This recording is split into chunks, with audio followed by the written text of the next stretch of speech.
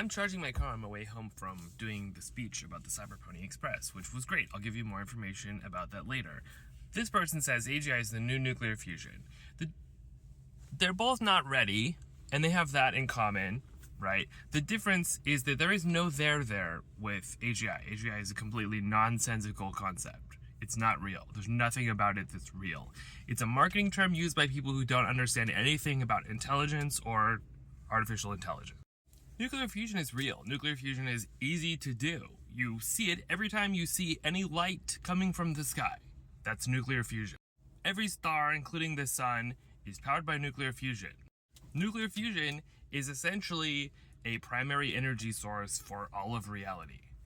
It's not even hard to do it here on Earth. We have, for many years, had the ability to do nuclear fusion here on Earth. One of the first popular designs was the Farnsworth-Hirsch fuser that is commonly built by teenagers for science fair projects. It's really easy to do nuclear fusion.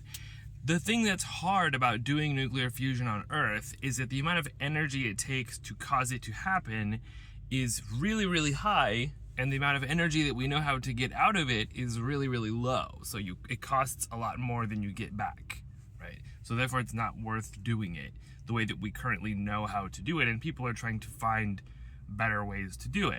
I said nuclear fusion is a primary energy source in the universe. There are other primary energy sources in the universe.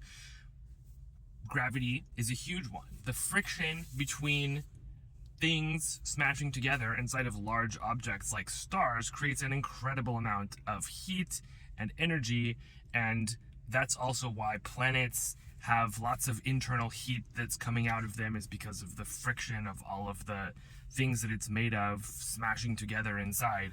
And that is something that it's really hard to fit into your science fair experiment, right? So there are all these other sources of energy in the universe that make it easier for stars to do fusion than it is for us to do fusion in a laboratory. But it's absolutely a real thing that we already know how to do.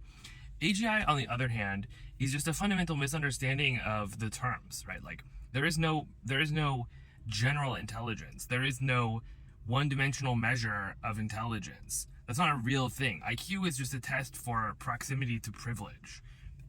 And the same is true for SAT scores. The same is true for all of these standardized tests. It's just a test for proximity to privilege. Do you know what a regatta is? You will score higher than people who don't.